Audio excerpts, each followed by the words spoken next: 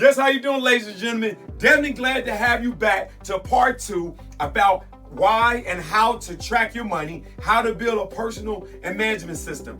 We shared, of course, and some basic things that you need to do. Of course, need to get your financial information organized, which we're going to tell you some steps and some things to organize.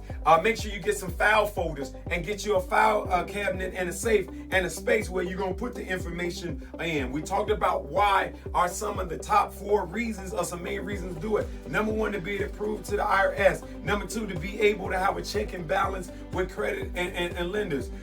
Be able to have the information access so you have access to more capital. You know, I don't know just how many times in working with clients that people have not been able to have as much success as they would like to have is because they can't find the documentation. It's like blows me away. And then you waste a lot of time and money going back to retract it. So those are some of the things that we talked about. Now let's talk about today.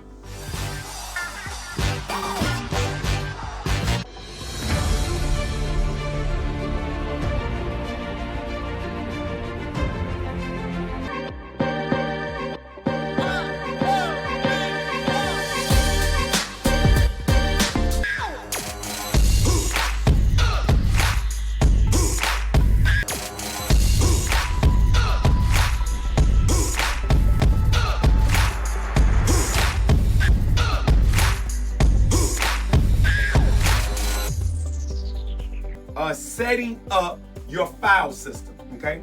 These are just some suggestions and some, we're gonna give you pretty much about at least 10 to 15 things that you can use. And then we'll talk about the software later. One, you wanna set up a filing system for your bills, your statements, your contracts, and receipts.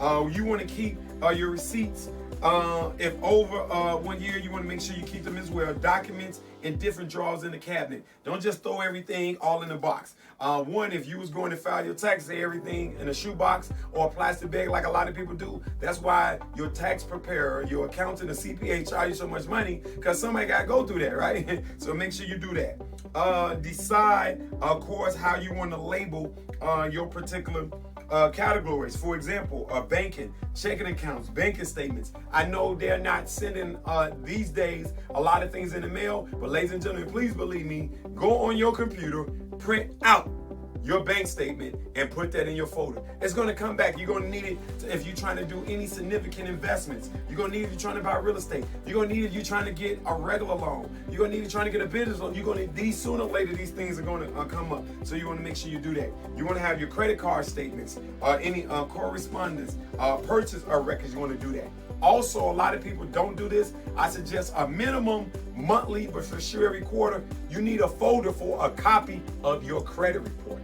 See, nobody should know more about your finances than you. Ladies and gentlemen, right now, you want to make sure you want to know the most, be a professional, hire a professional, or like me, get professional results. So guess what? Make sure you subscribe at the top or the bottom or left or the right. Hit that bell, comment below. We can send you an outline of these things so you can stay informed. The next thing you want to have also are your creditors. You want to make sure you have that information there. And also, let me share this with you.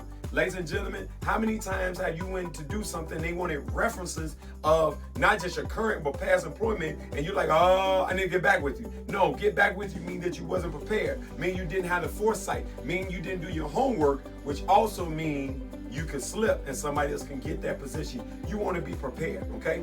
And so that's one thing we share with you. One thing that we have learned, that piss poor preparation promotes punishment producing pain. So if you is piss poor at preparing to something, your punishment is going to be some level of pain, some level of inconvenience.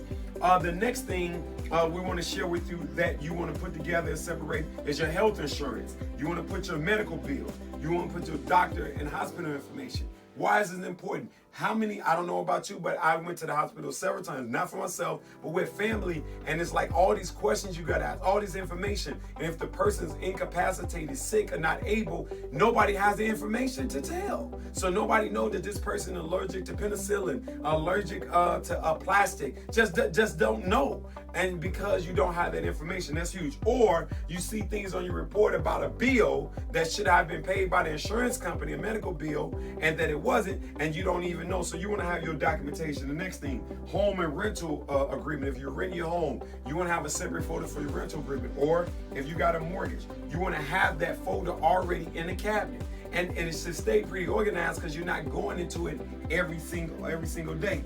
You want to have your car information. I know one lady wanted to use her car as collateral to get a loan. She couldn't find a title.